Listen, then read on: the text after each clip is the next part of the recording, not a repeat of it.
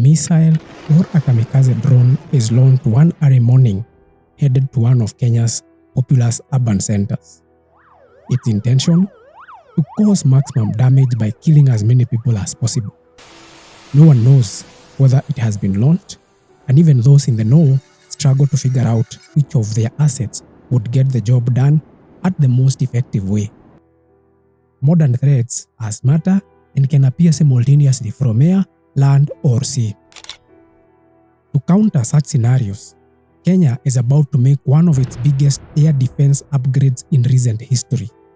According to media and parliamentary budget reports, the Kenya Defense Forces plan to acquire the Spyder missile system from Israel, a mobile, fast-reacting, high-speed surface-to-air missile system that can shoot down jets, drones, and missiles in seconds.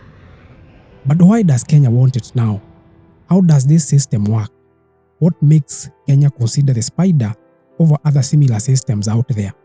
And how does this Spyder system compare to what Kenya already has at the moment?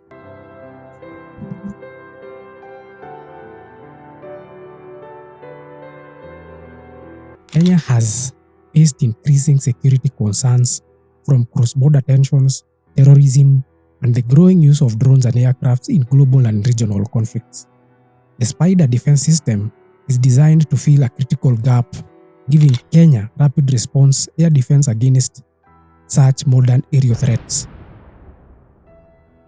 Currently, Kenya air defense relies mostly on fighter aircrafts, legacy short-range defense systems such as the British-made Rapier system, radar warning systems, and old-school short-range anti-aircraft guns like the ZU-23-2 and the SA-7 Grail manpads dating back to the Cold War. While these have served a purpose, they offer limited protection against modern threats like high-speed drones, cruise missiles, and precision airstrikes. Currently, Kenya has no known integrated missile shield system that could intercept modern aircraft or missiles before they strike. To begin with, the name Spyder is an acronym. It is short for Surface-to-Air Python and Derby, and is a family of mobile air defense systems developed by Israel's Rafael Advanced Defense Systems. It is fully mobile, can be deployed in minutes, and intercepts targets up to 80 kilometers away, depending on the version. This system uses two types of missiles: Python 5, which is an advanced heat-seeking missile, and Derby, a radar-guided fire-and-forget missile. These two missiles give Spyder a 360-degree defense view against enemy aircraft, drones, cruise missiles, and even precision-guided bombs. Unlike some other systems, Spyder doesn't need to lock onto a target before launch. It can fire almost instantly, and the missiles guide themselves to the threat. Its reaction time is estimated to be around 3 to 5 seconds from detection to destruction. The system operates on a three-phase stage, whereby it starts with some Israeli-made radars like the EL/M-2106 ATA or the EL/M-2084 radar, which also happens to power the famous Iron Dome. These radar systems can detect multiple threats simultaneously, including fast jets, helicopters, UAVs, and cruise missiles. The next phase is the decision and command. Once a threat is identified, Spyder's onboard computers instantly analyze the threat, and then the command unit logs and selects the best launcher and missile to respond, all within a few seconds. The third phase is the missile launch. Here, the Spyder launches either the Python 5 or Derby missiles. These two missiles operate differently.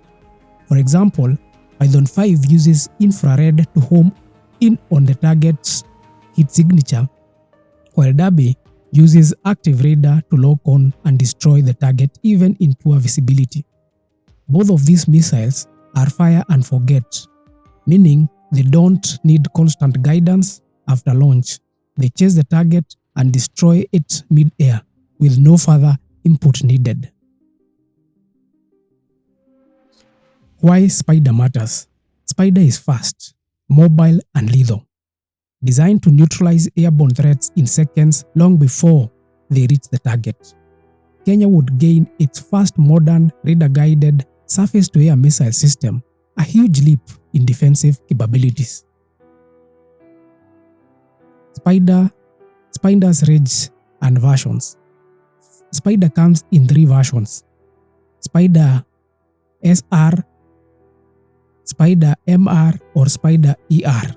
While the exact version to be purchased has yet to be confirmed, Kenya is likely considering the Spyder MR or ER, which gives a coverage range of around 60 kilometers. Parliamentary report indicates that there is one battery of medium-range system, which however may change, and it indicates that the range would be around 60 kilometers. So most likely it is the Spyder MR. That would be enough to defend Kenya's key installations like large cities, critical infrastructures like power plants, and government or military assets. Another advantage that Spyder has is that it is also mobile, is mounted on trucks, and can be moved and deployed in minutes.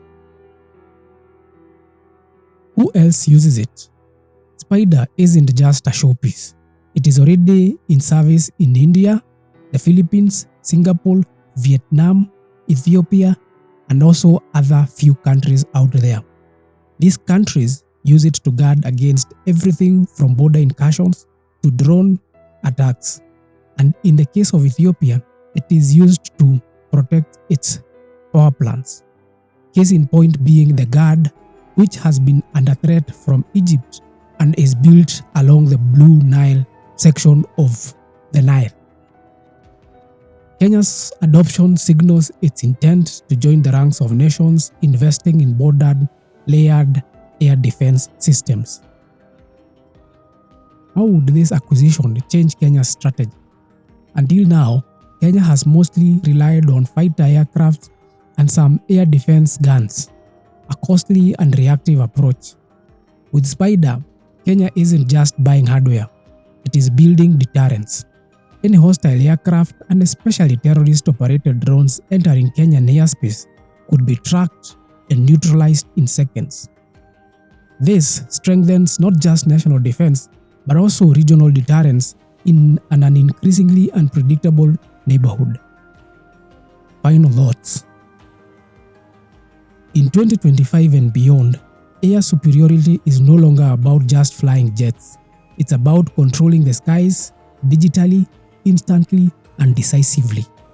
If Kenya wants to shield its skies from tomorrow's threats of drone warfare, jets, cruise missiles, getting Spyder would be a major step in the right direction.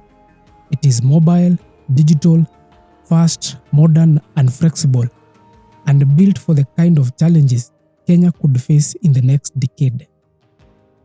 What do you think? Is Spyder the best option for Kenya? Should the country also invest in systems like NASAMS or IRIS-T?